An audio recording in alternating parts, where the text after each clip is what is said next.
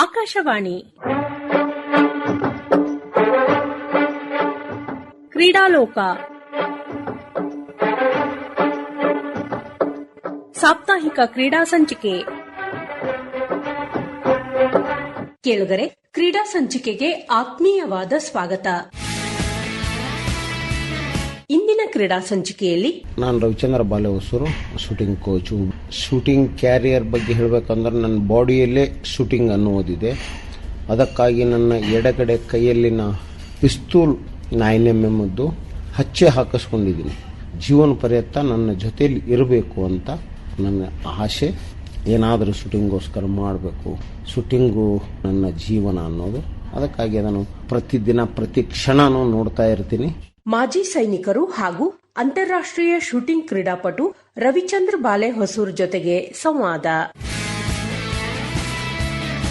ಇಂದಿನ ಕ್ರೀಡಾ ಸಂಚಿಕೆಯಲ್ಲಿ ನಮ್ಮ ಜೊತೆಗಿದ್ದಾರೆ ಮಾಜಿ ಸೈನಿಕರು ಹಾಗೂ ಅಂತಾರಾಷ್ಟ್ರೀಯ ಮಟ್ಟದ ಶೂಟರ್ ಆದ ರವಿಚಂದ್ರ ಬಾಲೆ ಹೊಸೂರ್ ಅವರು. ರವಿಚಂದ್ರ ಅವರೇ, ಕಾರ್ಯಕ್ರಮಕ್ಕೆ ಆತ್ಮೀಯವಾದ ಸ್ವಾಗತ. ನಮಸ್ಕಾರ. ರವಿಚಂದ್ರ ಅವರೇ, ನೀವೊಬ್ರು ಮಾಜಿ ಸೈನಿಕರು, ಅದರ ಜೊತೆಗೆ ಶೂಟಿಂಗ್ ಕ್ರೀಡೆಯಲ್ಲಿ ಆಸಕ್ತಿಯನ್ನ ಬೆಳೆಸ್ಕೊಂಡ್ರಿ. ನಿಮಗೆ ಆರ್ಮಿ ಸೇರೋಕ್ಕಿಂತ ಮುಂಚೆ ಆಸಕ್ತಿ ಇತ್ತ ಶೂಟಿಂಗ್ ಅಲ್ಲಿ? ಶೂಟಿಂಗ್ ಅಂದ್ರೆ ಆರ್ಮಿಕ್ಕಿಂತ ಮುಂಚೆ ಗೊತ್ತಿರಲಿಲ್ಲ. ನಾವು ಆರ್ಮಿಯಲ್ಲಿ ನಮ್ಮ ವಿಲೇಜ್ ಅಲ್ಲಿ, ನಮ್ಮ ಊರು ಕುಸುಗಲ್ಲು, ಅಲ್ಲಿ ಆರ್ಮಿಗೆ ಹೋದವರು ಬರ್ತಾ ಇರ್ತಿದ್ರು ಊರಿಗೆ. ಅವ್ರು ನೋಡಿ ನಾವು ಹೋಗ್ಬೇಕಲ್ಲ ಅಂತ ಒಂದು ಆಸೆ ಉಟ್ಕೊಂಡು ಅದರೊಳಗೆ ಚಟುವಟಿಕೆ ಮಾಡ್ಕೊಂಡು ರನ್ನಿಂಗ್ ಎಲ್ಲ ಮಾಡ್ಕೊಂಡು ನಾವು ಆರ್ಮಿ ಭರ್ತಿಯಾಗಿ ಮತ್ತೆ ಆರ್ಮಿಗೆ ಹೋದ್ವಿ. ಆರ್ಮಿಗೆ ಹೋದ್ಮೇಲೆ ಅಲ್ಲಿ ನಾವು ಟ್ರೈನಿಂಗ್ ಅಲ್ಲಿ ಶೂಟಿಂಗ್ ಮಾಡಿಸ್ತಾರೆ. ಅಲ್ಲಿ ನನ್ ಚೆನ್ನಾಗಿ ಶೂಟಿಂಗ್ ಬಂತು. ಅಲ್ಲಿಂದ ನಮಗೆ ಬೆಟಾಲಿಯನ್ಗೆ ಹೋದ್ವಿ. ಬೆಟಾಲಿಯನ್ ಅಲ್ಲಿ ನಮ್ಮ ಬ್ರಿಗೇಡ್ ಕಾಂಪಿಟೇಷನ್ಸ್, ಕಮಾಂಡ್ ಕಾಂಪಿಟೇಷನ್ಸ್ ಇವೆಲ್ಲ ಇರ್ತವೆ. ಅದರಲ್ಲಿ ಚೆನ್ನಾಗಿ ಮಾಡ್ತಾ ಹೋದೆ. ಅಲ್ಲಿಂದ ನಮ್ಮ ಆರ್ಮಿ ಮಾಸ್ಟರ್ ಚೀಫ್ ಯೂನಿಟ್ ಅಂತ ಒಂದು ಮಧ್ಯಪ್ರದೇಶ ಅಲ್ಲಿ ದೊಡ್ಡ ಆರ್ಮಿ ಟೀಮ್ ಇದೆ.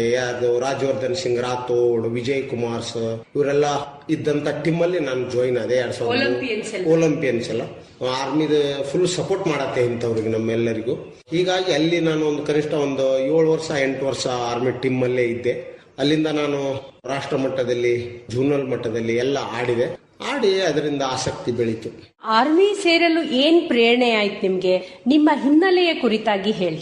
ಹಿನ್ನೆಲೆ ಅಂತಂದ್ರೆ ನಾವು ರೈತ ಕುಟುಂಬ, ಹುಬ್ಳಿ ತಾಲೂಕು ಕುಸುಗಲ್ ಗ್ರಾಮ. ನಾವು 4 ಜನ ಗಂಡು ಮಕ್ಕಳು, ತಂದೆ ತಾಯಿ ರೈತರು. 1ನೇದಿಂದ 10ನೇ ತವರಿಗೆ ಇಲ್ಲೇ ಕನ್ನಡ ಮೀಡಿಯಂ ಸರ್ಕಾರಿ ಶಾಲೆ. ಖುಷಿ ಆಗತ್ತೆ ಇದನ್ನ ಹೇಳ್ಕೊಳ್ಳಿ. ಅಲ್ಲಿಂದ ನಾವು ಮತ್ತೆ ಮಕ್ಕಳು ಎಲ್ಲ ಸೇರ್ಬಿಟ್ಟು ನಾವು ಆರ್ಮಿಗೆ ಹೋಗ್ಬೇಕಲ್ಲ ಅನ್ನೋ ಅದೊಂದು ಹುರುಪು ಮನುಷ್ಯನಿಗೆ. ಆರ್ಮಿ ಸೇರ್ಬೇಕು ಅಂತ. ಅದಕ್ಕೆ ತಯಾರಿ ಮಾಡಿ ನಾವು ಒಂದು 4-5 ಜನ ಫ್ರೆಂಡ್ಸ್ ಇದ್ವಿ.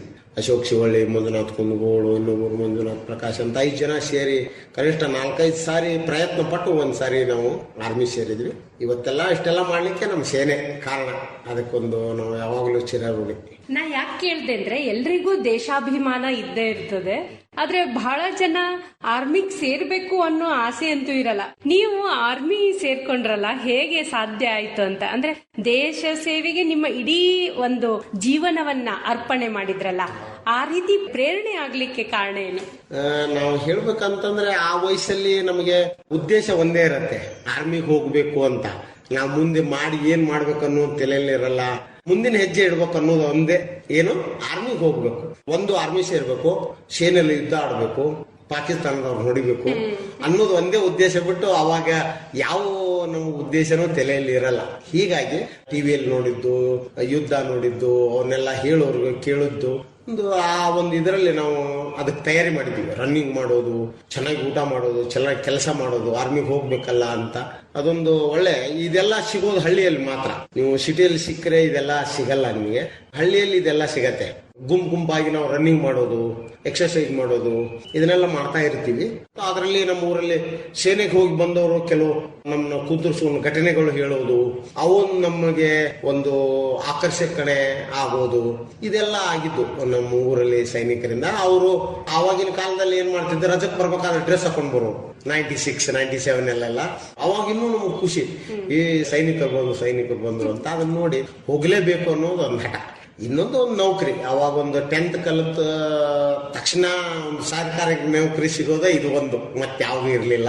ಸೇನೆಯಲ್ಲಿ ನಾವು ಏನು ಮಾಡಬೇಕು ಅನ್ನೋದು ಅಲ್ಲಿಂದ ಹುಟ್ಕೊಂತು ನಮಗೆ. ಅಲ್ಲಿ ಸೇರಿ ಟ್ರೈನಿಂಗ್ ಮುಗಿದ ಮೇಲೆ ಬೆಟಾಲಿಯನ್ಗೆ ಹೋದ್ವಿ. ಅಲ್ಲಿ ವ್ಯವಸ್ಥಾ, ಅಲ್ಲಿ ಉದ್ದೇಶ, ನಮಗೆ ನಮ್ಮ ಜೀವನ ರೂಪಿಸುವಂತ ಒಂದು ತಂತ್ರ ಎಲ್ಲ ಹೇಳ್ತಾ ಹೋದ್ರು. ಒಳ್ಳೆ ಒಳ್ಳೆ ಆಫೀಸರ್ಸ್, ನಾವು ಸಿಪಾಯಿ, ಆಕ್ಚುಲಿ ಸಿಪಾಯಿ ಹವಲ್ದಾರ್ ಆಗಿ ನಾನು ರಿಟೈರ್ಮೆಂಟ್ ಆಗಿದೆ. ಒಳ್ಳೊಳ್ಳೆ ಆಫೀಸರ್ ಚೆನ್ನಾಗಿ ಸಿಕ್ಕರು. ನಾವು ಎಜುಕೇಶನ್ ಅಲ್ಲಿ ಚೆನ್ನಾಗಿಲ್ಲ ಅಂತಂದ್ರೆ ಚೆನ್ನಾಗಿ ಎಜುಕೇಶನ್ ಕೊಟ್ರು. ಫಿಸಿಕಲ್ ಚೆನ್ನಾಗಿದೆ ಅಂತ ಕಮಾಂಡೋ ಟ್ರೈನಿಂಗ್ ಅಲ್ಲಿ ನಾನು ಇದು ಮಾಡಿದ್ರು, ಕಮಾಂಡೋ ಮುಗಿಸಿದೆ. ನಮ್ಮ ಬೆಟಾಲಿಯನ್ 2010 ಇವನ್ನೇ ಪೀಸ್ ಕೀಪಿಂಗ್ ಹೋಯ್ತು. ಕಾಂಗೋದಲ್ಲಿ ಕೂಡ ನಾವು 1 year ಕೆಲಸ ಮಾಡಿದ್ವಿ. ಅಲ್ಲಿ ಎಲ್ಲ ಸೇನೆದವ್ರ ಜೊತೆನೂ ಸೇರಿ ಒಂದು ಕೆಲಸ ಮಾಡೋ ಒಂದು ಅವಕಾಶ. ಜಮ್ಮು ಕಾಶ್ಮೀರ ಬಾರ್ಡರ್ ಇಂದ ಹಿಡ್ಕೊಂಡು ಕಾರ್ಗಿಲ್ ಆಯ್ತು, ಬಟಾಲಿಕ್ ಆಯ್ತು, ಲೇ ಆಯ್ತು, ಥಂಗ್ದಾರ್ ಸೆಕ್ಟರ್ ಆಯ್ತು, ಸೂರನ್ಕೋಟ್ ಕೌಂಟರ್ಜೆನ್ಸಿ ಏರಿಯಾ ಆಯ್ತು, ಮತ್ತೆ ಈ ಕಡೆ ಬಂದ್ರೆ ನಾಗಾಲ್ಯಾಂಡ್, ಮಣಿಪುರ್, ಅಸ್ಸಾಂ, ತೇಜ್ಪುರ್ ಇವೆಲ್ಲ ಸರ್ವಿಸ್ ಮಾಡ್ಲಿಕ್ಕೆ ನಮಗೆ ಒಂದು ಅವಕಾಶ ಸಿಕ್ತು. ಈ ದೇಶಕ್ಕೆ ಸೇವೆ ಸಲ್ಲಿಸಕ್ಕೆ ನಮಗೊಂದು ಅವಕಾಶ. ಅದನ್ನ ನಾನು ವೈಯಕ್ತಿಕ ಹೇಳ್ಬೇಕಂದ್ರೆ ಚೆನ್ನಾಗಿ ಮಾಡಿ ಬಂದೆ. ರಾಷ್ಟ್ರ ಮಟ್ಟದಲ್ಲಿ, ಅಂತಾರಾಷ್ಟ್ರ ಮಟ್ಟದಲ್ಲಿ ಗುರುತಿಸುವ ಹಾಗೆ ಈ ಒಂದು ಸೇನೆ ಮಾಡಿದೆ. ಆ ಸೇನೆಗೆ ಎಷ್ಟು ಜೀವನ ಮುಳುಪಿದ್ರು ಸಾಲಲ್ಲ. ಚಿರಋಣಿ ಮದರ ತಂದೆ ತಾಯಿ ಬಿಟ್ರೆ ನಮಗೆ ಸೇನೆನೆ ಮತ್ತೊಂದಿಲ್ಲ ಅನ್ಸತ್ತೆ. ನಾನು ಪುಣ್ಯವಂತ. ರವಿಚಂದ್ರ ಅವರೇ, ನೀವೇನೋ ಆರ್ಮಿ ಸೇರ್ಬೇಕು, ಆರ್ಮಿ ವೇಷಭೂಷಣ ನೋಡಿ ನಿಮ್ಗೆ ಸೇರ್ಬೇಕು ಅಂತ ತಂದೆ ತಾಯಿ ಬಿಟ್ರ? ಯಾಕಂದ್ರೆ ಅವರಿಗೊಂದು ಹೆದರಿಕೆ ಇರುತ್ತೆ, ಸೇನೆಯಲ್ಲಿ ಸೇರಿದ್ರೆ ಏನಾಗುತ್ತೋ ಅವರಿಗೊಂದು ಅಂಜಿಕೆ ಅನ್ನೋದಿರುತ್ತದೆ. ನಿಮ್ಮ ತಂದೆ ತಾಯಿಯ ಕುರಿತಾಗಿ ಹೇಳಿ. ತಂದೆ ತಾಯಿ ಅಂತಂದ್ರೆ ಹಳ್ಳಿಯಲ್ಲಿ ಖುಷಿಯಿಂದ ಕಳಿಸ್ತಾರೆ, ಯಾರು ಹೆದರಲ್ಲ. ಅಲ್ಲಿ ಮಕ್ಕಳು ಹೋಗ್ಲಿ ದೇಶ ಸೇವೆಗೆ ಅಂತಾರೆ. ಇನ್ನೊಂದು ಗೌರ್ಮೆಂಟ್ ಜಾಬ್ ಉದ್ದೇಶ ಅವರಿಗೆ ಜೀವನ ಪರ್ಯಂತ ಒಂದು ಚೆನ್ನಾಗಿ ಒಂದು ಲೈಫ್ ಆಗತ್ತೆ ಅನ್ನೋದು ಒಂದಿದು. ಒಂದು ಕುಟುಂಬದಲ್ಲಿ ಒಬ್ಬ ಸೈನಿಕ ಹುಟ್ಟುಬಿಟ್ರೆ ಆ ಕುಟುಂಬ ಒಳ್ಳೆ ಒಂದು ಸ್ಟ್ಯಾಂಡರ್ಡ್ ಆಗಿ ಬೆಳೆಯುತ್ತೆ. ಈಗಿನ ಪರಿಸ್ಥಿತಿಯಲ್ಲಿ ನೋಡಿದ್ರೆ ನಮಗೆಲ್ಲ 2,000 ರೂಪಾಯಿದಿಂದ ಪೇಮೆಂಟ್ ಸ್ಟಾರ್ಟ್ ಇತ್ತು. ಈಗ ನೋಡಿದ್ರೆ ಗೌರ್ಮೆಂಟ್ ಚೆನ್ನಾಗಿ ಸಪೋರ್ಟ್ ಮಾಡ್ತಾ ಇದೆ. ತಂದೆ ತಾಯಿಗಳು ಖುಷಿ ಪಟ್ರು. ನಮ್ದು ಆರ್ಡರ್ ಬಂದಾಗ ಸೆಲೆಕ್ಷನ್ ಹೋಗ್ಬೇಕಾದ್ರೆಲ್ಲ ತಯಾರಿ ಮಾಡಿ ಕಳಿಸ್ತಾ ಇರ್ತಿದ್ರು. ನಮ್ಮ ತಂದೆ ಹೆಸರು ಮಲ್ಲಪ್ಪ ಬಾಲೇಶ್ವರ ಅಂತ, ತಾಯಿ ಹೆಸರು ಲಕ್ಷ್ಮವ್ವ. ತಂದೆ 2011 ಆಕ್ಸಿಡೆಂಟ್ ಅಲ್ಲಿ ತೀರಿ ಹೋದ್ರು. ತಾಯಿದೇ ಜಾಸ್ತಿ ಪ್ರಭಾವ ಅತಿ ಅಂದ್ರೆ 99% ಅಂತ ಹೇಳ್ಬೋದು. ನನ್ನ ಮಕ್ಕಳು ಚೆನ್ನಾಗಿ ಬೆಳೆದಿದ್ದಾರೆ, ಚೆನ್ನಾಗಿ ಹೆಸರು ಮಾಡ್ತಾ ಇದ್ದಾರೆ ಅನ್ನೋದು ಅವ್ರಿಗೆ ಖುಷಿ. ಆರ್ಮಿ ಖುಷಿಯಿಂದ ಕಳಿಸಿದ್ರು. ಏನು ಅವ್ರಿಗೇನು ಫೀಲ್ ಆಗ್ಲಿಲ್ಲ. ಒಂದೊಂದ್ಸಾರಿ 1 ವರ್ಷ ಬಿಟ್ಟು ನಾವು ರಜಕ್ ಬಂದಾಗ 1 ವರ್ಷ ದಿನ ಅವಾಗ ಫೋನಲ್ಲಿ ಕಾಂಟ್ಯಾಕ್ಟ್ ಅಲ್ಲಿ ಇಲ್ದಾಗ 2001 ನಾವು 9-10 ತಿಂಗಳ ಬಿಟ್ಟು ಒಂದ್ಸಾರಿ ಫೋನ್ ಮಾಡಿದ್ವಿ. ಯಾವಾಗ ಒಂದ್ಸಾರಿ 5 ನಿಮಿಷ ಸಿಗೋದು, ಒಂದೊಂದ್ಸಾರಿ ಬೇರೆದವ್ರ ಮನೆಗೆ ಫೋನ್ ಮಾಡ್ಬೇಕು. ಅವಾಗ ಲ್ಯಾಂಡ್ ಲೈನ್ ಇರ್ತಿತ್ತು, ಮನೆಯಲ್ಲಿ ಇರ್ಲಿಲ್ಲ. ಫೋನ್ ಮಾಡ್ಬೇಕು. ಒಂದೊಂದ್ಸಾರಿ ಮಧ್ಯಾಹ್ನ ಸಿಗೋದು. ಮಧ್ಯಾಹ್ನ ಸಿಕ್ಕಾಗ ಅವ್ರ ಹೊಲಕ್ಕೆ ಹೋಗಿರೋರು, ಚಿಕ್ಕಪ್ಪ ಬಂದು ಮಾತಾಡೋ, ಚಿಕ್ಕಪ್ಪ ಹೇಳ್ಬೇಕು, ಅವಾಗ ಅಳ್ಕೊಂತ ಕುಂದಿರ್ಬೇಕು. ಇದೆಲ್ಲ ಸೀನ್ ನಡೆದಿದೆ. ಅಂತ ಟೈಮ್ದಲ್ಲಿ ಎಲ್ಲ ಸ್ವಲ್ಪ ಬೇಜಾರಾಗ್ತಿತ್ತು. ಸಮಯ ಕಳೆದು ಹೋಯ್ತು. ಅದೆಲ್ಲ ನೆನಪು ಮಾತ್ರ ಇರುತ್ತೆ. ಶೂಟಿಂಗ್ ಕ್ರೀಡೆಯನ್ನ ಅಲ್ಲೇ ಕಲ್ತೆ, ಆರ್ಮಿಯಲ್ಲೇ ಅಂತ. ಅದಕ್ಕಿಂತ ಪೂರ್ವದಲ್ಲಿ ನಿಮ್ಗೆ ಯಾವ್ದಾದ್ರು ಕ್ರೀಡೆಯಲ್ಲೇ ಆಸಕ್ತಿ ಇತ್ತ ಅಂತ? ಕ್ರೀಡೆಯಲ್ಲಿ ಆಸಕ್ತಿ ಅಂದ್ರೆ ಈಗ ನಮ್ಮ ದೇಶದಲ್ಲಿ ಕ್ರಿಕೆಟ್ ಇದೆ. ಕ್ರಿಕೆಟ್ ತುಂಬಾ ಚೆನ್ನಾಗಿ ಆಡ್ತಾ ಇದ್ವಿ. ಸ್ಕೂಲ್ ಲೆವೆಲ್ ಅಲ್ಲಿ ನಾವು ಖೋಖೋ ಎಲ್ಲ ಆಡ್ತಾ ಇದ್ವಿ, ರನ್ನಿಂಗ್ ಮಾಡ್ತಾ ಇದ್ದೆ. ಈ ಕ್ರೀಡೆಯಲ್ಲಿ ಆಸಕ್ತಿ ಇತ್ತು. ಆಟಗಾರರು ಅಂತಂದ್ರೆ ಎಲ್ಲ ಆಟದಲ್ಲಿ ಬಂದ್ಬಿಡ್ತಾರೆ ಅಂತ ಅದೊಂದು ಅಲ್ಲಿ ಹೋಗ್ಬಿಟ್ಟು ನಾ ಆರ್ಮಿಗೆ ಹೋಗ್ಬಿಟ್ಟು ಇದೊಂದು ಕ್ರೀಡೆ ನನಗಾಗಿ ಗಿಫ್ಟ್ ಇದ್ದ ಹಾಗೆ. ಸ್ಕೂಲಲ್ಲಿ ಇದ್ದಾಗೆಲ್ಲ ಬಹಳಷ್ಟು ಗ್ರಾಮೀಣ ಕ್ರೀಡೆಗಳತ್ತ ಆಸಕ್ತಿ ಇರ್ತದೆ. ಆಡಿದ್ದೀರಾ ಎಲ್ಲ ಗ್ರಾಮೀಣ ಕ್ರೀಡೆಗಳು? ಚಿನ್ನಿ ದಾಂಡ ಆಗಿರ್ಬೋದು, ಖೋಖೋ, ಕಬಡ್ಡಿ ಇವೆಲ್ಲ ಅವೆಲ್ಲ ಆಡಿದ್ದೀವಿ. ಖೋಖೋ ಎಲ್ಲ ನಾವು ಜಿಲ್ಲಾ ಮಟ್ಟದ, ಆ ಖೋಖೋ ಈಗೂ ಕೂಡ ವಲಯ ಮಟ್ಟ, ಜಿಲ್ಲಾ ಮಟ್ಟ ಅಂದ್ರೆ ಫೇಮಸ್. ಸ್ಕೂಲಲ್ಲಿ ರನ್ನಿಂಗು ಖೋಖೋದಲ್ಲಿ ಇದ್ದೆ. ಮತ್ತೆ ಅದನ್ನ ಸ್ಕೂಲ್ ಬಿಟ್ಟ ಮೇಲೆ ಅದೇ ಗುಂಡ, ಗಜಗ, ಚಿನ್ನಿ, ಕೋಲು ಇದಾವಲ್ಲ ತುಂಬಾ ಆಡ್ತಾ ಇದ್ವಿ. ಈಗ ಒಂದ್ ಸ್ವಲ್ಪ ಮರೆ ಆಗಿದಾವೆ ಗೇಮ್ ಅವೆಲ್ಲ. ಅವ್ರಿಗೆ ಗ್ರಾಮೀಣ ಆಟಗಳು ಮರೆ ಆಗಿದಾವೆ. ಯಾಕಂದ್ರೆ ಅಲ್ಲಿ ಮನೆ ಹಿಂದ್ಗಡೆನೆ ಎಲ್ಲ ಹೊಲಗಳು ಎಲ್ಲ ಇದ್ವು. ಬೇಗ ಬೇಗ ಹೊಲ ಹೋಗಿ ಆಡ್ತಾ ಇದ್ವಿ. ಈಗ ಮಕ್ಕಳಿಗೆ ಹೊಲ ಸಿಗ್ತಾ ಇಲ್ಲ, ಮಣ್ಣು ಸಿಗ್ತಾ ಇಲ್ಲ. ಚಪ್ಪಲ್ ಹಾಕೊಂಡು ಅಂಗಾಲಿಗೆ ಮಣ್ಣು ಹತ್ತುತ್ತಾ ಇಲ್ಲ ಯಾರಿಗೂ. ಆರೋಗ್ಯಕ್ಕೆ ಮಣ್ಣು ಹತ್ತಬೇಕಲ್ಲ, ಅದು ಪೇರೆಂಟ್ಸ್ ಆಗಿ ಚಪ್ಪಲ್ ಇಲ್ಲದೆ ಮಕ್ಕಳು ಹೊಲಕ್ಕೆ ಕಳ್ತಾ ಇಲ್ಲ. ಆ ಮಣ್ಣಲ್ಲಿ ನಾವು ಬರೀ ಕಾಲಲ್ಲೆಲ್ಲ ಅವೆಲ್ಲ ಗ್ರಾಮೀಣ ಕ್ರೀಡೆ ಎಲ್ಲ ಅನುಭವಿಸಿದ್ವಿ. ಹಳ್ಳಿ ಜೀವನ ತುಂಬಾ ಚೆನ್ನಾಗಿದೆ. ಎಷ್ಟೇ ದೊಡ್ಡವನಾಗ್ಲಿ ಏನೇ ಆಗ್ಲಿ 60 ವರ್ಷ 65 ವರ್ಷ ಆದ್ಮೇಲೆ ಮತ್ತು ಹಳ್ಳಿನೇ ಸೇರ್ಬೇಕು ಅಂತ ನಾವು ಪ್ಲಾನ್ ಮಾಡಿದೀವಿ. ನಮ್ಮೂರೇ ನಮಗೆ. ರವಿಚಂದ್ರ ಅವರೇ, ನೀವು ಹೇಳ್ತಾ ಇದ್ರಿ ಶೂಟಿಂಗ್ ಆಕರ್ಷಣೆ ನೀಡ್ತು ನನಗೆ ಅಂತಂದು. ಅದಕ್ಕಿಂತ ಪೂರ್ವದಲ್ಲಿ ನೀವು ಹಳ್ಳಿ ಜೀವನದ ಕುರಿತಾಗಿ ಹೇಳ್ತಾ ಇದ್ರಿ. ಶೂಟಿಂಗ್ ಅಂತಂದ್ರೆ ನಿಖರತೆ ಬೇಕು ಗುರಿಯಲ್ಲಿ ಅಂತ ಹೇಳ್ತಾ ಇರ್ತಾರೆ. ನೀವು ಮೊದ್ಲಿಗೆಲ್ಲ ಅದು ಹಳ್ಳಿಯಲ್ಲಿದ್ದಾಗ ಮಾವಿನ ಗಿಡಕ್ಕೆ ಆಮೇಲೆ ಹುಣಸೆ ಗಿಡಕ್ಕೆಲ್ಲ ಕಲ್ಲು ಒಗೆದು ನಿರ್ದಿಷ್ಟವಾದ ಗುರಿ ತಲುಪಲಿಕ್ಕೆ ಅದೇ ಕಾರಣ ಅಂತ ಶೂಟಿಂಗ್ ಅಲ್ಲಿ. ಈ ಗ್ರಾಮೀಣ ಕ್ರೀಡೆಯಲ್ಲಿ ಹೋದ್ರೆ ನೀವು ಹೇಳೋದು ನಮ್ಮ ಬಯಲ್ಸೀಮೆ ನಮ್ದು ಆಕ್ಚುಲಿ ಕುಸುಗಲ್ಲು. ಅಲ್ಲಿ ಮಾವಿನ ಗಿಡ ಇರಲಿಲ್ಲ, ನಮ್ಮ ಹುಂಚಿ ಗಿಡ ಇರ್ತಾ ಇದ್ವು. ಚಿಕ್ಕವರಿದ್ದಾಗ ಹಳ್ಳಿ ತೆಂಗಿನ ಗಿಡ ಇದ್ರೆ ತೆಂಗಿನ ಗಿಡಕ್ಕೆ ಹೊಡೆಯೋದು, ಒಳ್ಳೆ ಗುಂಡ ಗಜಗ ಆಡ್ತಾ ಇದ್ವಿ. ಅದು ಒಂದು ಒಳ್ಳೆ ಕಾನ್ಸಂಟ್ರೇಷನ್ ಗೇಮ್.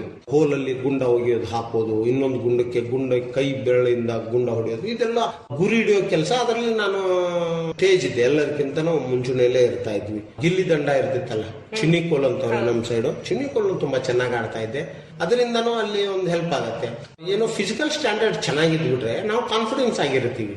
ಎಲ್ಲಿ ಕಾನ್ಫಿಡೆನ್ಸ್ ಆಗಿರ್ತೀವಿ ನಮಗೆ ಅಲ್ಲಿ ಯಾವ ಕ್ರೀಡೆನೂ ಆದ್ರೂ ನಮಗೆ ಕಲಿಯಕ್ಕೆ ಬೇಗ ಸಿಕ್ಬಿಡತ್ತೆ. ರವಿಚಂದ್ರ ಅವರು, ಈಗ ರಾಜ್ಯ ಮತ್ತು ರಾಷ್ಟ್ರ ಮಟ್ಟದಲ್ಲಿ ಶೂಟಿಂಗ್ ಸ್ಪರ್ಧೆಯಲ್ಲೆಲ್ಲ ಭಾಗವಹಿಸಿದ್ದೀರಿ.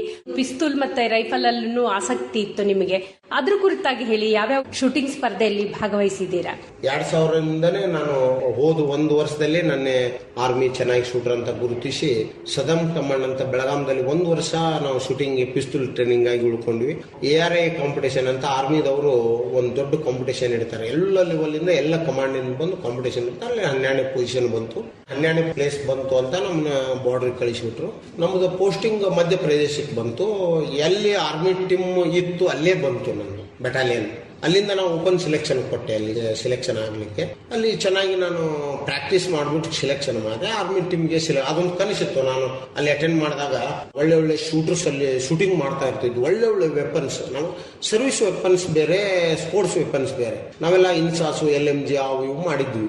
ಈಗ ಸರ್ವಿಸ್ ವೆಪನ್, ಸ್ಪೋರ್ಟ್ಸ್ ವೆಪನ್ ನೋಡಿದರೆ ರೋಮಾಂಚನ ಆಯ್ತು ನಮಗೆ. 10 ಮೀಟರ್ 25 ಮೀಟರ್ ಅಲ್ಲಿ ಏನ್ ವೆಪನ್ ಇವನು ಜೀವನದಲ್ಲಿ ಮಾಡ್ಬೇಕಲ್ಲ ಅನ್ನೋ ಒಂದು ಹಠ ಬಂತು. ಯಾವಾಗ ಸೆಲೆಕ್ಷನ್ ಆಗಿದೀವಿ ಅಂತ. ಲಕ್ಕಿ ಏನು, ನನ್ನ ಬಟಾಲಿಯನ್ ಆ ಮೌಗೆ ಬಂತು. ಎಲ್ಲಿ ಆರ್ಮಿ ಟೀಮ್ ಇತ್ತು ನನ್ನ ಬಟಾಲಿಯನ್ ಅಲ್ಲಿಗೆ ಬಂತು. ಅಲ್ಲಿ ಹೋಗಿ ಮತ್ತೆ ಕಮಾಂಡಿಂಗ್ ಆಫೀಸರ್ಗೆ ನಾವು ರಿಕ್ವೆಸ್ಟ್ ಮಾಡ್ಕೊಂಡು ಒಂದು 3-4 ಜನ ಇದ್ವಿ ನಾವು. ನಮ್ಮ ಒಂದು ಸೆಲೆಕ್ಷನ್ ಮಾಡಿ ನಾವು ಹೋಗಿಟ್ರೆ ಮತ್ತೆ 3 ತಿಂಗಳು ನಮ್ಮ ಕಮಾಂಡಿಂಗ್ ಆಫೀಸರ್ ನಮ್ಗೆ ಸ್ಪೆಷಲ್ ಟ್ರೈನಿಂಗ್ ಕೊಟ್ಟರು, ಅದಕ್ಕೆ ಎಷ್ಟು ಸೆಲೆಕ್ಷನ್ ಬೇಕು ಅಂತ. ಅಲ್ಲಿ ನಾವು ಓಪನ್ ಸೆಲೆಕ್ಷನ್ ಆದ್ವಿ ಆರ್ಮಿ ಟೀಮ್ಗೆ. ಅಲ್ಲಿಂದ ನಮ್ಮ ಶೂಟಿಂಗ್ ಜರ್ನಿ ಸ್ಟಾರ್ಟ್ ಆಯ್ತು. ಅದೇ ಕನಸಿಟ್ಟಂಗೆ ಆ ಸ್ಪೋರ್ಟ್ಸ್ ವೆಪನ್ ಎಲ್ಲ ನಾವು ಪ್ರಾಕ್ಟೀಸ್ ಮಾಡೋಕ್ಕೆ ಕಾಂಪಿಟೇಷನ್ ಹೋಗಿ ಫಸ್ಟ್ ಜೂನಿಯರ್ ಲೆವೆಲ್ ತುಂಬಾ ಚೆನ್ನಾಗಿ ಮಾಡಿ ಮೆಡಲ್ ತೆಗೆದ್ವಿ. ಮತ್ತೆ ಅಲ್ಲಿಂದ ರಾಷ್ಟ್ರ ಮಟ್ಟಕ್ಕೆ ಹೋದ್ವಿ. ರಾಷ್ಟ್ರ ಮಟ್ಟದಲ್ಲಿ ಎಲ್ಲ ಚೆನ್ನಾಗಿ ಮಾಡಿದ್ವಿ. ಕನಿಷ್ಠ ಪಕ್ಷ ಅಲ್ಲಿ ಒಂದು 5-6 ವರ್ಷ ನಾವು ಟೀಮ್ ಮೆಡಲ್ ಎಲ್ಲ ತೆಗೆದ್ವಿ ನಾವು. ಮತ್ತೆ ಅಲ್ಲಿಂದ ರಿಟೈರ್ಮೆಂಟ್ ಬಂದ್ವಿ ನಾವು 2016ರಲ್ಲಿ. 16 ಬಂದ್ಮೇಲೆ ಇಲ್ಲಿ ಹುಬ್ಳಿ ಶೂಟಿಂಗ್ ಅಕಾಡೆಮಿ ಇದು ಮಾಡಿ ರಾಷ್ಟ್ರ ಮತ್ತು ರಾಜ್ಯ ಮಟ್ಟದ ಅನೇಕ ಟೂರ್ನಮೆಂಟ್ಗಳಲ್ಲಿ ಭಾಗವಹಿಸಿದ್ರ. ನಿಮ್ಗೆ ಇಲ್ಲಿವರೆಗೆ ಎಷ್ಟು ಮೆಡಲ್ ಬಂದಿದೆ? ಈಗ ಅಲ್ಲಿ ನೋಡಿದ್ರೆ ಒಂದು ನ್ಯಾಷನಲ್ ಟೀಮ್ ಮೆಡಲ್ ನಮ್ದು ಒಂದಿತ್ತು. ಅಷ್ಟು ಆರ್ಮಿ ಟೀಮ್ ಅಲ್ಲಿ ನಾನು ಪಾರ್ಟಿಸಿಪೇಟ್ ಮಾಡ್ತಾ ಇದ್ದೆ. ಒಂದು 4 ರಾಷ್ಟ್ರ ಮಟ್ಟದಲ್ಲಿ ಭಾಗವಹಿಸಿದೆ. ಇಲ್ಲಿ ರಿಟೈರ್ಮೆಂಟ್ ಬಂದ ಮೇಲೆ ನಾ ಕ್ರೀಡೆಯನ್ನು ಬಿಡ್ಲಿಲ್ಲ. ಇಲ್ಲಿ ತರಬೇತಿ ನೀಡ್ತಾ ನಾನು 25 ಮೀಟರ್ 10 ಮೀಟರ್ ಅಲ್ಲಿ ಭಾಗವಹಿಸ್ತಾ ಹೋದೆ.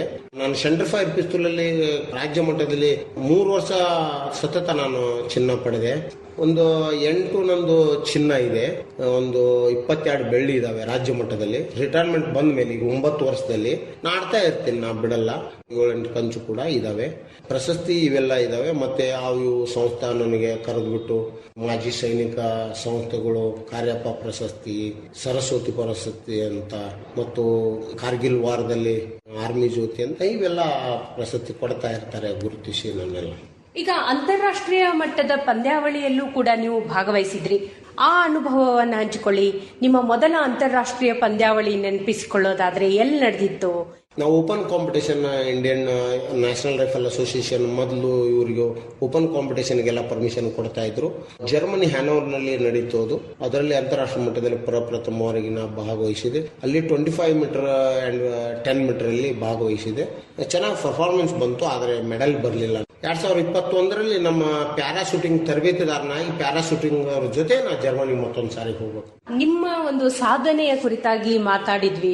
ಈಗ ನೀವು ಕೋಚ್ ಆಗಿಯೂ ಕೂಡ ಬಹಳಷ್ಟು ಒಂದು ಯುವ ಪ್ರತಿಭೆಗಳಿಗೆ ಅವಕಾಶಗಳನ್ನ ಕೊಟ್ಟಿದ್ದೀರಿ, ಕಲಿಸ್ತಾ ಇದ್ದೀರಿ. ಎಲ್ಲರೂ ನ್ಯಾಷನಲ್ ಇಂಟರ್ನ್ಯಾಷನಲ್ ಪ್ಲೇಯರ್ ಆಗಿದ್ದಾರೆ. ಆ ಕುರಿತಾಗಿ ಹೇಳಿ.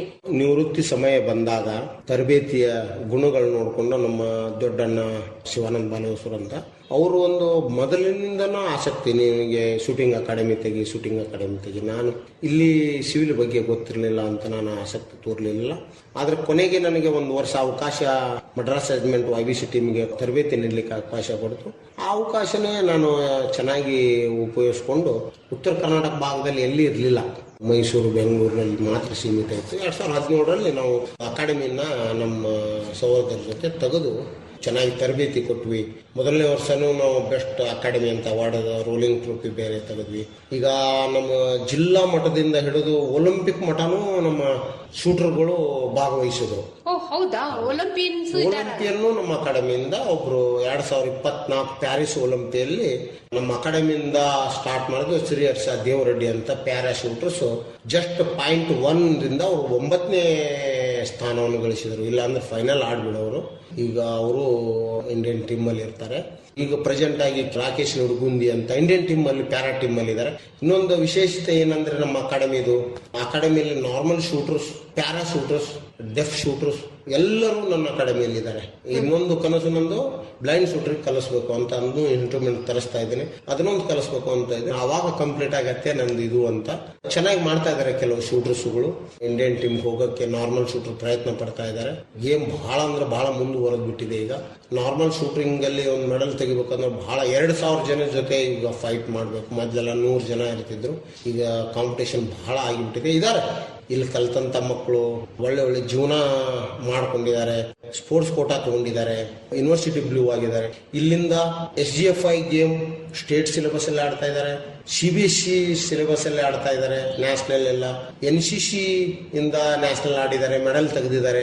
KB ಸ್ಕೂಲ್ ಇಂದ ನ್ಯಾಷನಲ್ ಮೆಡಲ್ ತೆಗೆದಿದ್ದಾರೆ. ರಾಜ್ಯ ಮಟ್ಟದಲ್ಲಿ ಬಹಳ ಜನ ಮೆಡಲ್ ತೆಗೆದಿದ್ದಾರೆ. ರಾಷ್ಟ್ರ ಮಟ್ಟದಲ್ಲಿ ಹೋದ್ ಸಾರಿನೂ 2 ಮೆಡಲ್ ಬಂತು ನಮ್ದು. ಈಗ ಅಂತಾರಾಷ್ಟ್ರ ಮಟ್ಟದಲ್ಲಿ ಇದು ಮಾಡ್ತಾ ಇದ್ದಾರೆ. ನಮ್ಮ ಹತ್ರ 4-5 ಜನ ಪ್ಯಾರಾ ಶೂಟರ್ಸ್ ಇದ್ದಾರೆ. ಕರ್ನಾಟಕದಲ್ಲಿ ಪ್ಯಾರಾ ಶೂಟಿಂಗ್ ಅನ್ನೋದು ಒಂದು ಗುರುತಿಸಿದೆ. ನಾನು ಮೊದಲು ಇರ್ಲಿಲ್ಲ. ಅದೊಂದು ಸ್ಥಾಪನೆ ಮಾಡಿ ಒಂದು ಅಸೋಸಿಯೇಷನ್ ಮಾಡಿ ಇಲ್ಲಿ ಈಗ ಕನಿಷ್ಠ ಒಂದು 20 ಜನ ಪ್ಯಾರಾ ಶೂಟರ್ಸ್ ಕರ್ನಾಟಕದಲ್ಲಿ ಬೆಳೆದಿದ್ದಾರೆ. ಅದಕ್ಕೆ ನಮ್ಮ ಹುಬ್ಬಳ್ಳಿ ಕಾರಣ ಅನ್ನೋದು ಒಂದು ಎಲ್ಲರಿಗೂ ಗೊತ್ತು. ಇದು ಅದಕ್ಕೆ ಯಾರು ಫೋನ್ ಮಾಡ್ತಾರೆ, ಯಾರು ಆಸಕ್ತಿ ಇದೆ ಅವ್ರಿಗೆ ನೀಟಾಗಿ ತಿಳಿಸಿ ಹೇಳ್ತೇನೆ, ಬನ್ನಿ ಈ ಕ್ರೀಡೆಗೆ ಬನ್ನಿ, ಒಂದು ಜೀವನ ಮಾಡ್ಕೊಳ್ಳಿ ಅಂತ ಹೇಳ್ತಾ ಇದ್ದೇನೆ. ನಮ್ಮ ಅಕಾಡೆಮಿ ಸಾಕಷ್ಟು ಜನ ಒಲಿಂಪಿಯನ್ ಆದ್ರು. ಶ್ರೀಹರ್ಷ ದೇವರೆಡ್ಡಿ ಒಂದು ಒಳ್ಳೆ ಶೂಟರ್ ಆಗಿ ರಾಷ್ಟ್ರ ಮಟ್ಟದಲ್ಲಿ, ರಾಜ್ಯ ಮಟ್ಟದಲ್ಲಿ, ಅಂತಾರಾಷ್ಟ್ರ ಮಟ್ಟದಲ್ಲಿ ವರ್ಲ್ಡ್ ಕಪ್ ಎಲ್ಲ ಮೆಡಲ್ ತಂದು ಒಲಿಂಪಿಕ್ಗೂ ಕೂಡ ಆಡಿದ್ರು. ಅದು ನಮ್ಮ ಹುಬ್ಳಿ ಶೂಟಿಂಗ್ ಅಕಾಡೆಮಿ ಹೆಮ್ಮೆ. ಈಗ ರಾಕೇಶ್ ನುಡ್ಗುಂದಿ ಅಂತ ಒಳ್ಳೆ ಪರ್ಫಾರ್ಮೆನ್ಸ್, ಅವರು ಕೂಡ ಒಲಿಂಪಿಕ್ ಹೋಗ್ತಾರೆ. ಇನ್ನು ಜ್ಯೋತಿ ಸಣ್ಣಕ್ಕೆ ಅಂತ ಫಸ್ಟ್ ಪ್ಯಾರಾ ಶೂಟರ್ ಕರ್ನಾಟಕದಿಂದ, ಅವರು ಕೂಡ ನಮ್ಮ ಅಕಾಡೆಮಿಯಲ್ಲಿ ಇದ್ದಾರೆ. ಇನ್ನೊಂದು ಸಚಿನ್ ಅಂತ ಖೇಲೋ ಇಂಡಿಯಾದಲ್ಲಿ ಚೆನ್ನಾಗಿ ಮೆಡಲ್ ತೆಗೆದ, ಶಂಕರ್ಲಿಂಗ ತೌಳಿ ಅಂತ, ಕೇಶವ್ ತೆಲುಗು ಅಂತ ಸಾಕಷ್ಟು ಜನ ಪ್ಯಾರಾ ಶೂಟರ್ನ ನಾವು ತಯಾರು ಮಾಡಿದ್ವಿ. ಅದಕ್ಕೆ ನನಗೆ ಖುಷಿ. ನಾನೇ ಒಬ್ಬನೇ ನಾನು ಅನ್ಕೊಂಡಿದ್ದೀನಿ ಇನ್ನೂ ಮಾಡ್ಬೇಕು ಅಂತ. ಯಾಕಂದ್ರೆ ಇಲ್ಲಿಗೆ ನಮ್ದು ಇದಿಲ್ಲ, ಇನ್ನೂ ಒಂದು ಕನಸು ಕಟ್ಕೊಂಡಿದೀವಿ. ಇವತ್ತಿಗೆ 9 ವರ್ಷ ಆಯ್ತು. ನನ್ನ ಕನಸು 2028ಕ್ಕೆ ಮೆಡಲ್ ತೆಗಿಬೇಕು. ಹ್ಯಾಕ್ ಕನಸು ಕಂಡಿದ್ದೇನೆ, ಆ ಕನಸು ನನಸಾಗ್ತಾ ಇದೆ. ಕನಸುಗಾರರು ನನ್ನ ಜೊತೆ ಇರ್ಬೇಕು. ಕನಸು ಕಾಣೋರು ಆದ್ರೆ ಕನಸುಗಾರರು ಏನಿರ್ತಾರಲ್ಲ ಅಂತವ್ರು ನನ್ನ ಜೊತೆ ಇದ್ರೆ ಮೆಡಲ್ ತಗೋದು ಅಷ್ಟು ಸುಲಭ ಅಲ್ಲ. ರವಿಚಂದ್ರ ಅವರೇ, ನೀವ್ ಹೇಳ್ತಾ ಇದ್ರಿ ಪ್ಯಾರಾ ಶೂಟರ್ಸ್ ಬಹಳ ಜನ ಇದಾರೆ ಅಂತ. ನಿಮ್ಗೆ ಒಂದು ಆಸೆ ಇದೆ, ಕಣ್ ಕಾಣ್ತಿದ್ದವರಿಗೂ ನಾವು ಕಲಿಸ್ಬೇಕು ಅಂತ. ಈಗ ಶೂಟಿಂಗ್ ಮಾಡ್ಬೇಕಂದ್ರೆ ಕಣ್ಣು ಮೇನ್ ಬೇಕೇ ಬೇಕು. ಗುರಿ ಇಡ್ಬೇಕಂದ್ರೆ ಹೇಗ್ ಕಲಿಸ್ತೀರಾ ಅವ್ರಿಗೆ? ಈಗ ಪ್ಯಾರಾ ಶೂಟರ್ಸ್ಗೆ ಅವ್ರಿಗೆ ವೀಲ್ ಚೇರ್ ಇರ್ತವೆ. ಅವರು ಚೆನ್ನಾಗಿ ಮಾಡ್ಕೊಂತಾರೆ. ಅವ್ರಿಗೆ ಕ್ಯಾಟಗರೀಸ್ ಇದಾವೆ, HS1, HS2, HS3 ಅಂತ, HSA, HSB ಅಂತ. ಡೆಫ್ ಶೂಟರ್ಗೆ ಹೋದ್ರೆ ಕಿವಿ ಕೇಳಲ್ಲ. ಅವ್ರಿಗೆ ಆಕ್ಷನ್ ಮೇಲೆನೆ ಹೇಳ್ಬೇಕಾಗತ್ತೆ. ಡೈಗ್ರಾಮ್ ಮಾಡಿಸಿ ತೋರಿಸ್ತಾ ಇರ್ತೀನಿ, ಟೈಪ್ ಮಾಡಿ ಟ್ಯಾಕ್ಸ್ ಅಲ್ಲಿ ಅವ್ರಿಗೆ ಬರೋದು ಎಲ್ಲ ಹೇಳ್ತಾ ಇರ್ತೀನಿ. ಪ್ರತಿಯೊಂದು ಶಾಟ್ಗೂ ಕೂಡ ಅವಶ್ಯ ಇಲ್ಲ ಕೇಳದೆ ಇರೋದು. ಅವ್ರಿಗೊಂದು ಸಪರೇಟ್ ಆಗಿ ಗ್ರೂಪ್ ಇರತ್ತೆ. ಅವ್ರಿಗೆ ಆಕ್ಷನ್ ಅಲ್ಲಿ ಎಲ್ಲ ತೋರಿಸ್ತಾ ಇರ್ತೇವೆ. ಪ್ರತಿಯೊಂದು ಶಾಟ್ ಡೌಟ್ ಇದ್ದಾಗ ನಮ್ಗೆ ನೋಡ್ತಾ ಇರ್ತಾರೆ. ನಾವು ಕೂಡ ಅವ್ರಿಗೆ ಆಕ್ಷನ್ ಮಾಡಿ ಹೇಳ್ತಾ ಇರ್ತೀನಿ. ಇನ್ನೊಂದೇನು ಅಂತಂದ್ರೆ ಅವ್ರಿಗೆ ಏನು ಕೇಳಲ್ಲ, ಅದೊಂದು ಅವ್ರಿಗೆ ಒಂದು ಪ್ಲಸ್ ಪಾಯಿಂಟ್. ಏಕಾಗ್ರತೆ, ತುಂಬಾ ಏಕಾಗ್ರತೆ ಇರುತ್ತೆ. ನಾವು ಏನ್ ಹೇಳ್ತೀವಿ ಅದನ್ನು ಕಟ್ಟುನಿಟ್ಟಾಗಿ ಮಾಡ್ತಾ ಇರ್ತಾರೆ. ಹಿಂಗಾಗಿ ಅವರು ಈಗ ಒಬ್ಬರು ಇದಾರೆ ಅಂತಂದ್ರೆ ರಾಷ್ಟ್ರ ಮಟ್ಟ ಆಟ ಎಲ್ಲ ಮಾಡಿ ಅವರು 9ನೇ ಪ್ಲೇಸ್ ಬಂದ ಒಂದೇ ವರ್ಷದಲ್ಲಿ ರಾಷ್ಟ್ರ ಮಟ್ಟದಲ್ಲಿ ಚೆನ್ನಾಗಿ ಮಾಡ್ತಾರೆ. ಇನ್ನು ಬ್ಲೈಂಡ್ ಶೂಟರ್ಗೆ ಹೋದ್ರೆ ಈಗ ಮೊದ್ಲು ಇರ್ಲಿಲ್ಲ ಅದು. ಈಗ ಒಂದು ಇನ್ಸ್ಟ್ರೂಮೆಂಟ್ ಬಂದಿದೆ, ಅದಕ್ಕೂ ಕೂಡ ಸೌಂಡ್. ಅವ್ರಿಗೆ ಇಯರ್ಫೋನ್ ಟೈಪ್ ಹಾಕ್ತವೆ. ಮುಂದೆ ಅವ್ರಿಗೊಂದು ಇನ್ಸ್ಟ್ರೂಮೆಂಟ್ ಇರತ್ತೆ. ಆ ಸೌಂಡ್ ಪ್ರಕಾರ ಕಲರ್ ಸೌಂಡ್ಗೆ ಅದು ಬೇರೆ ಬೇರೆ ಸೌಂಡ್ ಬರುತ್ತೆ. ಆ ಸೌಂಡ್ ಅಲ್ಲಿ ಅವರು ಗುರಿ ಇಟ್ಕೊಂಡು ಹೌದೌದು ಮಾಡ್ಕೊಂಡು ಮಾಡ್ತಾ ಇರ್ತಾರೆ. ಅದೊಂದು ತರಿಸ್ತಾ ಇದ್ದೀನಿ, ಅದನ್ನು ಅವ್ರಿಗೆ ಕಲ್ಪಿ. ಈಗ ಬೆಂಗಳೂರಲ್ಲಿ ಅಶ್ವಿನಿ ಅಂತಂದು ಚೆನ್ನಾಗಿ ಮಾಡ್ತಾ ಇದ್ದಾರೆ. ಅವರು ವರ್ಲ್ಡ್ ಕಪ್ ಎಲ್ಲ ಆಡಿದ್ದಾರೆ. ಅಲ್ಲಿನೂ ಪ್ರಜಕ್ತ ಮೇಡಮ್ ಅಂತ ರೈಫಲ್ ಶೂಟರ್ ಕೋಚ್, ಅವ್ರು ಚೆನ್ನಾಗಿ ಮಾಡ್ತಾ ಇದ್ದಾರೆ. ಕರ್ನಾಟಕದಲ್ಲಿ ಒಬ್ರು ಬ್ಲೈಂಡ್ ಶೂಟರ್, ಇಂಡಿಯಾದಲ್ಲೇ 2-3 ಜನ ಮಾತ್ರ ಇದ್ದಾರೆ ಇದುವರೆಗೆ. ಅವರಿಗಾಗಿ ವಿಶೇಷ ಒಂದು ಸ್ಪರ್ಧೆ ಇರ್ತದ ಇರತ್ತೆ ಸಪರೇಟ್ ಆಗಿ. ಇದು ಮೊದಲು ಪ್ಯಾರಾದಲ್ಲಿ ಇರ್ಲಿಲ್ಲ, ಈಗ ಪ್ಯಾರಾ ಶೂಟಿಂಗ್ ಅಲ್ಲಿ ಅದೊಂದು ಇವೆಂಟ್ ನ V4 V5 ಅಂತ ಇದೆ, ಅದನ್ನು ಮಾಡಿದ್ದಾರೆ. ಈಗ ಅಲ್ಲಿನೂ ಆಡಿಸ್ತಾ ಇರ್ತಾರೆ ವರ್ಲ್ಡ್ ಅಲ್ಲಿ. ಬ್ಲೈಂಡ್ ಕ್ರಿಕೆಟ್ ಅವರು ವರ್ಲ್ಡ್ ಕಪ್ ತಂದ್ರು, ಹಾಗೆ ಅವ್ರಿಗೆ ಪ್ರೋತ್ಸಾಹ ಕೊಡ್ತಾ ಇದ್ದಾರೆ. ನಾವು ಪ್ರೋತ್ಸಾಹ ಕೊಡಬೇಕು ಅನ್ನೋ ಒಂದು ನಾವು ಭಾಳ ಶೂಟಿಂಗ್ ಅಲ್ಲಿ ಅವ್ರಿಗೆ ಕಲಿಸ್ಬೇಕು ಅಂತ. ಈ ವರ್ಷ ಅದು ನಮ್ದು ಒಂದು ಎಕ್ವಿಪ್ಮೆಂಟ್ಸ್ ಇದೆ, ಅದನ್ನ ತರಿಸ್ಬಿಟ್ಟು ನಾನು ಕೂಡ ಬ್ಲೈಂಡ್ ಶೂಟಿಂಗ್ ಸ್ಟಾರ್ಟ್ ಮಾಡಬೇಕು ಅಂತ ಒಂದಿದ್ದೀನಿ, ಸ್ಟಾರ್ಟ್ ಮಾಡ್ತೀನಿ. ಸರ್, ಈಗ ಪಿಸ್ತೂಲ್ ಮತ್ತೆ ರೈಫಲ್ ಶಾರ್ಟ್ ಗನ್ ಅಂತ ಹೇಳಿದ್ರಿ, ಈ ಇವೆಂಟ್ಸ್ ಇರ್ತದೆ ಶೂಟಿಂಗ್ ಸ್ಪರ್ಧೆಯಲ್ಲಿ. ಸರ್, ಇದೇನ್ ಡಿಫರೆನ್ಸ್? ಈಗ ರೈಫಲ್ ಇದರಲ್ಲಿ categories 10 metre, 25 metre, 50 metre, trap and skeet, 300 metre, shot gun, big bore, ಹಿಂಗೆಲ್ಲ ಇವೆಂಟ್ಸ್ ಗಳು ಇದಾವೆ. 10 ಮೀಟರ್ ಅಲ್ಲಿ ಏರ್ ಗನ್ಸ್ ಮಾತ್ರ ಇರ್ತವೆ. ಇಂಡೋರ್ ಬರುತ್ತೆ, ಅದು ಏರ್ ರೈಫಲ್, ಏರ್ ಪಿಸ್ತೂಲ್ಗಳು ಇರ್ತವೆ. ಅದು ಒಲಿಂಪಿಕ್ ಇವೆಂಟ್. ಮೊದಲು 10 ಮೀಟರ್ ರೈಫಲ್ ಮೆನ್ ಇತ್ತು, 10 ಮೀಟರ್ ರೈಫಲ್ ವುಮೆನ್ ಇತ್ತು, air pistol men, air pistol women. ಮತ್ತೆ ಈಗ ಏನ್ ಮಾಡ್ಬಿಟ್ರು ಮಿಕ್ಸ್ ಇವೆಂಟ್ ಅಂತ ಮಾಡಿದ್ದಾರೆ. ಅದು ಒಲಿಂಪಿಕ್ ಇವೆಂಟ್ ಅಲ್ಲಿ ಮನು ಬಾಕರ್ ಕೂಡ ಮಿಕ್ಸ್ ಅಲ್ಲಿ ಒಂದು ಬ್ರಾನ್ಸ್ ಮೆಡಲ್ ತಗೊಂಡು. ಖರ್ಚು ಕಡಿಮೆ 10 ಮೀಟರ್ ಎಲ್ಲರೂ ಕಲಿಬಹುದು. ಇನ್ನು 25 ಮೀಟರ್ಗೆ ಹೋದ್ರೆ ಪಿಸ್ತೂಲ್ ಇವೆಂಟ್ ಮಾತ್ರ ಇದಿರುತ್ತೆ. ಅದು ಅಲ್ಲಿ ಫೈರ್ ಆರ್ಮ್ಸ್ಗಳು ಇರ್ತಾವೆ, ಅಂದ್ರೆ ಕ್ಯಾಲಿಬರ್ 0.22, 0.32 ಹಂಗೆಲ್ಲ ಇರುತ್ತೆ. ವುಮೆನ್ಗೆ ಸ್ಪೋರ್ಟ್ ಪಿಸ್ಟಲ್, ಮೆನ್ಗೆ rapid fire, centre fire, standard pistol, ಇವೆಲ್ಲ 25 ಮೀಟರ್ ಅಲ್ಲಿ ಫೈರ್ ಆರ್ಮ್ಸ್ಗಳು ಇರ್ತವೆ. ಅವು ಒಂದು ಸ್ವಲ್ಪ ಕಾಸ್ಟ್ಲಿ. ಒಂದೊಂದು ಶಾಟ್ಗೆ 25ರಿಂದ 50 ರೂಪಾಯಿ, 60 ರೂಪಾಯಿ, 80 ರೂಪಾಯಿ ಕೂಡ ಸೆಂಟರ್ ಫೈರ್ ಪಿಸ್ಟಲ್ 0.32. ಒಂದು ಮ್ಯಾಚ್ ಆಡ್ಬೇಕಂದ್ರೆ ಅವ್ನು 5,000 6,000 ರುಪೀಸ್ ಬೇಕೇ ಬೇಕು. 50 ಮೀಟರ್ ಅಲ್ಲಿ ಫೈರ್ ಆರ್ಮ್ಸ್ ಇರುತ್ತೆ. ಅದು 0.22 ರೈಫಲ್ ಅಲ್ಲಿ, ಪ್ರೌನ್ 3P ಪ್ರೀ ಪಿಸ್ತೂಲ್ ಅಂತ ಅಲ್ಲಿ ಒಂದು ಇವೆಂಟ್ ಇರುತ್ತೆ. ಇನ್ನ ನಾವು ಶಾರ್ಟ್ ಗನ್ ಕಡೆ ಹೋದ್ರೆ ಟ್ರ್ಯಾಪ್ ಅಂಡ್ ಸ್ಕಿಟ್ ಅಂತ ಒಂದು ಇವೆಂಟ್ ಇದೆ. ಅದು ರಾಜ್ಯವರ್ಧನ್ ಸಿಂಗ್ ರಾಥೋಡ್ ಅವರು ಏನು ತೆಗೆದ್ರಲ್ಲ, ಆ ಶಾರ್ಟ್ ಗನ್ ಅಲ್ಲಿ ಚೆನ್ನಾಗಿ ಬೆಳೀತಾ ಇದೆ ಗೇಮು. ಚೆನ್ನಾಗಿ ಶೂಟರ್ಸ್ಗಳು ಇದ್ದಾರೆ. ಇನ್ನು ಬಿಗ್ ಬೋರ್ ಅಂತ ಇದೆ 300 ಮೀಟರ್ದು, ಅದು ಫೋರ್ಸಸ್ ಮಾತ್ರ ಮಾಡ್ತಾ ಇರ್ತಾರೆ. ಒಲಿಂಪಿಕ್ ಇವೆಂಟ್ ಅಲ್ಲ. ಇಷ್ಟು ಇವೆಂಟ್ ಈ ಕ್ರೀಡೆಯಲ್ಲಿ ಇದಾವೆ. ಪಿಸ್ತೂಲ್ ಅಂದ್ರೆ ಸಿಂಗಲ್ ಹ್ಯಾಂಡ್ ಇಂದ ಮಾಡ್ತಾ ಇರ್ತಾರೆ. ರೈಫಲ್ ಅಂದ್ರೆ ಸಪೋರ್ಟ್ ತಗೊಂಡು 2 ಕೈಯಿಂದ ಮಾಡ್ತಾ ಇರ್ತಾರೆ. ಸರ್, ಈಗ ನೀವು ಹೇಳೋದು ಕೇಳಿದ್ರೆ ಒಂದೊಂದು ರೈಫಲ್ ಆಗಿರ್ಬೋದು, ಪಿಸ್ತೂಲ್ ಆಗಿರ್ಬೋದು, ಬಹಳಷ್ಟು ವೆಚ್ಚ ಇರ್ಬೋದೇನೋ, 5 ಲಕ್ಷ ಹೀಗೆಲ್ಲ. ನೀವು ಗ್ರಾಮೀಣ ಭಾಗದಿಂದ ಬೆಳೆದು ಬಂದ ಪ್ರತಿಭೆ, ಸೊ ನಮ್ಮ ಗ್ರಾಮೀಣ ಜನರಿಗೆ ಇದು ತಲುಪಬಹುದಾ ಅಂತ? ಕಷ್ಟ. ಗ್ರಾಮೀಣ ಜನರು ಇಷ್ಟು ವೆಚ್ಚ ಮಾಡಿ ಕಲಿಯೋದು ಇಂಟ್ರೆಸ್ಟ್ ಪಡಲ್ಲ. ಅವರು ಆಕ್ಚುಲಿ ದುಡ್ಡಿದ್ರು ಕೂಡ ಈ ಆಸಕ್ತಿ ತೋರಿಸಲ್ಲ. ತಲುಪಿಸ್ಬೇಕಂದ್ರೆ ಇನ್ನು ಗೌರ್ಮೆಂಟ್ ಸಪೋರ್ಟ್ ಮಾಡಬೇಕು. ಗೌರ್ಮೆಂಟ್ ಮೆಡಲ್ ತಗೊಂಡವ್ರಿಗೆ ಮಾತ್ರ ಸಪೋರ್ಟ್ ಮಾಡ್ತಾ ಇರತ್ತೆ. ಗ್ರೌಂಡ್ ಲೆವೆಲ್ ಅಲ್ಲಿ ಸ್ವಂತ ಯಾವುದೇ ಗೇಮ್ ಆಗಲಿ, ಇಲ್ಲೇ ಅಂತ ವಿಶ್ವದಲ್ಲೇ ನಾವು ಗ್ರೌಂಡ್ ಲೆವೆಲ್ ಅಲ್ಲಿ ಯಾರು ಸಪೋರ್ಟ್ ಮಾಡಲ್ಲ. ನಾವು ಬೆಳೆದ ಮೇಲೆನೆ ಸಪೋರ್ಟ್ ಮಾಡ್ತಾರೆ. ಅವಾಗ ಒಲಿಂಪಿಕ್ ಕ್ರೀಡೆಗೆ ನಾವು ಕ್ವಾಲಿಫೈ ಆಗ್ತೇವೆ, ಅವಾಗ ಗೌರ್ಮೆಂಟ್ ಸಪೋರ್ಟ್ ಮಾಡುತ್ತೆ. ಯಾವಾಗ ನಾವು ಇಂಡಿಯನ್ ಟೀಮ್ ಸೆಲೆಕ್ಷನ್ ಆಗ್ತೇವೆ, ಅವಾಗ ಗೌರ್ಮೆಂಟ್ ಸಪೋರ್ಟ್ ಮಾಡುತ್ತೆ. ಶೂಟಿಂಗ್ ಕ್ರೀಡೆಗೆ ತುಂಬಾ ವೆಚ್ಚಗಳು ನಿಜ ಜಾಸ್ತಿ. ಒಂದೊಂದು ರೈಫಲ್ಗೆ ಕೂಡ 1.5 ಲಕ್ಷದಿಂದ 5 ಲಕ್ಷವರೆಗೂ ಇದಾವೆ. ಒಳ್ಳೆ ಕಾಸ್ಟ್ಲಿ ನಾವು ಚೆನ್ನಾಗಿರೋ ರೈಫಲ್ ತಗೋಬೇಕು ಅಂದ್ರೆ ಇವತ್ತೆ 4ರಿಂದ 4.5 ಲಕ್ಷ ರೂಪಾಯಿ ಬೇಕೇ ಬೇಕು. ಪಿಸ್ತೂಲ್ಗೆ ಹೋದ್ರೆ ಅದು ಕೂಡ 1.5 ಲಕ್ಷದಿಂದ 2.5 ಲಕ್ಷ ಆಗಿದೆ ಪಿಸ್ತೂಲ್ ಕೂಡ.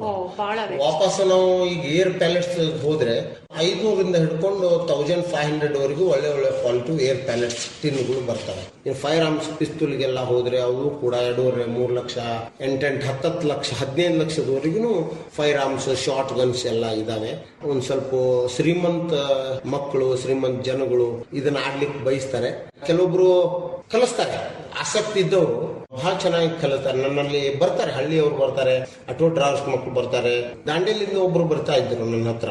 ಕುರಿ ಕಾಯೋ ಒಬ್ಬರು ಆಸಕ್ತಿ ಅಂದ್ರೆ 2.5 ಲಕ್ಷ ರೂಪಾಯಿ ಗನ್ ತಗೊಂಡ್ರು, 2,65,000 ರೂಪಾಯಿ ಕೊಟ್ಟವರು. ಅವ್ರ ಮನೆಯಲ್ಲಿ ಒಂದು ಸೆಟ್ ಮಾಡಕ್ ಹೋಗಿದ್ದೆ ನಾನು. ಕುರಿಗಳು ಮಾರನೆಲ್ಲ ಅವ್ರ ಮಗನಿಗೆ ಒಂದು ಗನ್ ಕೊಡಿಸಿದ್ರು. ಅವರು ಆಕ್ಚುಲಿ ನೋಡಿದ್ರೆ ಆ ಕುರಿ ಮಾರ್ಬಿಟ್ಟು ಆ ಜಾಗದಲ್ಲೇ ಅವ್ರಿಗೆ ಒಂದು ಲೈನ್ ಹಾಕಿ ಕೊಟ್ಟಿದ್ದೆ ನಾನು. ಇನ್ನೊಂದು ವಿಶೇಷ ಏನಂದ್ರೆ ಆ ಒಂದು 2.5-3 ಲಕ್ಷದಲ್ಲಿ ಅವ್ರು ಚೆನ್ನಾಗಿರೋ ಸೆಟ್ ಮಾಡ್ಕೊಂಡು ಮನೆಯಲ್ಲಿ ಇರ್ಬೋದಾಗಿತ್ತು. ಅದನ್ನ ಬಿಟ್ಟು ಮಗನಿಗೆ ಗನ್ ಕೊಡಿಸಿದ್ದು. ಅವನು ತುಂಬಾ ಚೆನ್ನಾಗಿ ಮಾಡಿದ, ಸ್ಕೂಲ್ ಗೇಮ್ ಎಲ್ಲ ಆಡಿದ, ರಾಜ್ಯ ಮಟ್ಟದಲ್ಲಿ ಆಡಿದ. ಮುಂದೆ ಅವ್ರಿಗೆ ಆ ಕ್ರೀಡೆಯನ್ನ ಕಂಟ್ರೋಲ್ ಮಾಡ್ಲಿಕ್ಕೆ ಆಗ್ಲಿಲ್ಲ. ಎಲ್ಲಿ ಅವ್ರಿಗೆ ಕರ್ಕೊಂಡು ಬರೋದು ಗೊತ್ತಿಲ್ಲ ಪಾಪ. ನಾವು ಕೆಲವೊಂದು ಸಮಯದಲ್ಲಿ ಸಪೋರ್ಟ್ ಮಾಡ್ತಾ ಇರ್ತೀವಿ, ಕೆಲವೊಂದು ಜನ ಕಾಂಪಿಟೇಷನ್ ಎಲ್ಲಿ ಹೋಗಿರುತ್ತೆ, ಅವ್ರ ಕಾಂಪಿಟೇಷನ್ ಪಾಪ ಕರ್ಕೊಂಡು ಬರೋದು ಕಷ್ಟ ಆಗಿತ್ತು ಅವ್ರಿಗೆ. ಹೀಗಾಗಿ ಅಷ್ಟು ಇದು ಕೊಡಕ್ ಆಗ್ಲಿಲ್ಲ ಅವ್ರಿಗೆ.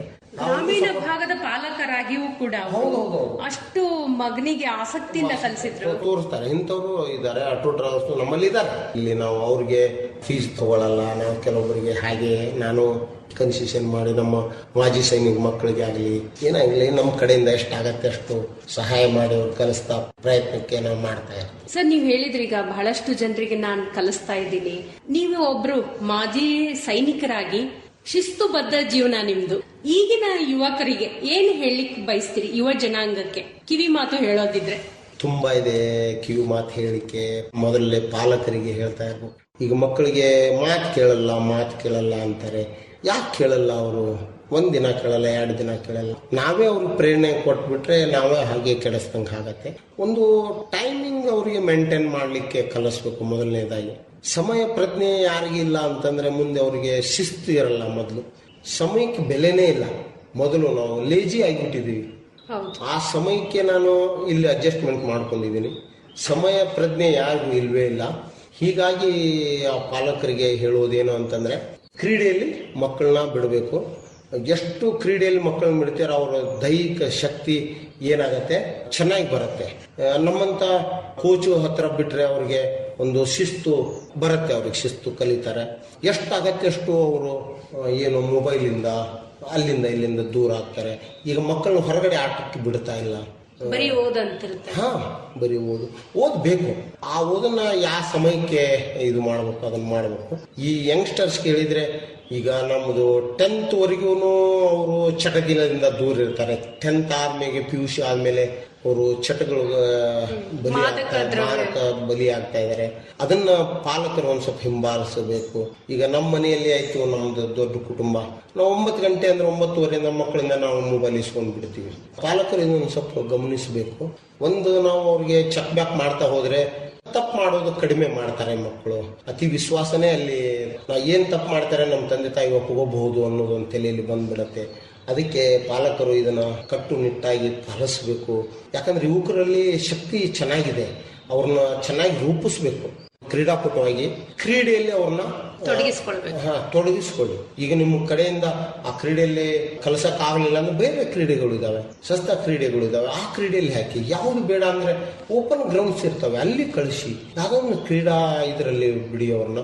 ಆದ್ರೆ ಮಕ್ಕಳನ್ನ ಹಿಂಬಾಲಿಸ್ಬೇಕು. ನಮ್ಮ ಕೆಲಸ ನಾವು ಮಾಡ್ತಾ ಇರ್ಬೇಕು. ನಾ ಅದನ್ನ ಮಾಡ್ತಾ ಇದ್ದೀನಿ. ನಮ್ಮ ಮಕ್ಕಳು 2 ಹೆಣ್ಮಕ್ಳು, ಅವಳು ಕೂಡ ನ್ಯಾಷನಲ್ ಮೆಡಲ್ ತೆಗೆದಿದ್ದಾಳೆ.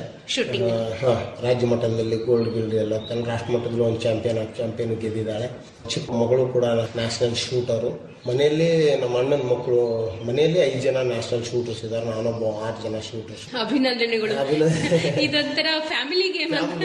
ಯಾಕಂದ್ರೆ ನಾನು ಅದರಲ್ಲಿ ಇನ್ವಾಲ್ವ್ ಆಗಿದ್ದಕ್ಕೆ ನನ್ನ ಮಕ್ಕಳನ್ನೆಲ್ಲರೂ ನನ್ನ ಮಕ್ಕಳನ್ನೆಲ್ಲ ಸೇರಿಸಿಕೊಂಡಿದ್ದೀನಿ. ಇನ್ನೂ ಚೆನ್ನಾಗಿ ನನ್ನ ಹತ್ರ ಒಳ್ಳೆ ಪ್ಲೇಯರ್ಸ್ ಇದ್ದಾರೆ. ಬರೋ ದಿನದಲ್ಲಿ ಅವ್ರನ್ನ ತಯಾರಿ ಮಾಡ್ತಾ ಇದ್ದೀನಿ. ಪ್ಯಾರಾ ಶೂಟರ್ಸ್ ನನ್ನೊಂದು ದೊಡ್ಡ ಶಕ್ತಿ.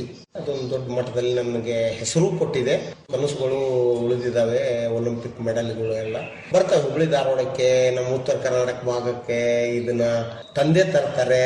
ಅದು ನನಗೆ ವಿಶ್ವಾಸ ಇದೆ. ಮೆಡಲ್ ತಗೊಂಡು ಮೆರವಣಿಗೆಯಲ್ಲಿ ಭಾಗವಹಿಸಬೇಕು ಅನ್ನೋ ಆಸೆ, ಕನಸಿದೆ, ಗುರಿ ದೊಡ್ಡದಿದೆ. ನಿಮ್ಮ ಎಲ್ಲಾ ಗುರಿಗಳು ಈಡೇರ್ಲಿ ಅನ್ನೋದು ನಮ್ಮ ಆಶಯ. ಒಳ್ಳೆದು ರವಿಚಂದ್ರ ಅವರೇ, ನೀವೊಬ್ರು ಮಾಜಿ ಸೈನಿಕರಾಗಿ ಅಂತಾರಾಷ್ಟ್ರೀಯ ಮಟ್ಟದ ಶೂಟರ್ ಆಗಿ ನಿಮ್ಮ ಜೀವನಾನುಭವವನ್ನ ಇಲ್ಲಿವರೆಗೆ ನಮ್ಮ ಆಕಾಶವಾಣಿ ಕೇಳುಗರೊಂದಿಗೆ ಹಂಚಿಕೊಂಡ್ರಿ. ಅದಕ್ಕಾಗಿ ತಮಗೆ ತುಂಬು ಹೃದಯದ ಧನ್ಯವಾದ. ನಮಸ್ಕಾರ ಸರ್. ನಮಸ್ಕಾರ. ಆಕಾಶವಾಣಿ ಮತ್ತೆ ಎಲ್ಲ ಕೇಳುಗರಿಗಳು ನನ್ನ ಕಡೆಯಿಂದ ಎಲ್ಲರಿಗೂ ನಮಸ್ಕಾರಗಳು. ಮಾಜಿ ಸೈನಿಕರು ಹಾಗೂ ಅಂತಾರಾಷ್ಟ್ರೀಯ ಶೂಟಿಂಗ್ ಕ್ರೀಡಾಪಟು ರವಿಚಂದ್ರ ಬಾಲೆಹೊಸೂರ್ ಜೊತೆಗಿನ ಸಂವಾದವನ್ನ ಕೇಳಿದ್ರಿ. ಇವರನ್ನ ಮಾತನಾಡಿಸಿದವರು ಭಾರತಿ ನಾಗರಮಠ್. ನಿರ್ವಹಣೆ ಜ್ಯೋತಿ ದಾಸ್. ಇದಾಗಿತ್ತು ಕ್ರೀಡಾಲೋಕ ಕಾರ್ಯಕ್ರಮ. ರಾಜ್ಯವ್ಯಾಪಿ ಪ್ರಸಾರವಾದ ಈ ಕಾರ್ಯಕ್ರಮ ಆಕಾಶವಾಣಿ ಬೆಂಗಳೂರು ಕೇಂದ್ರದ ಕೊಡುಗೆ.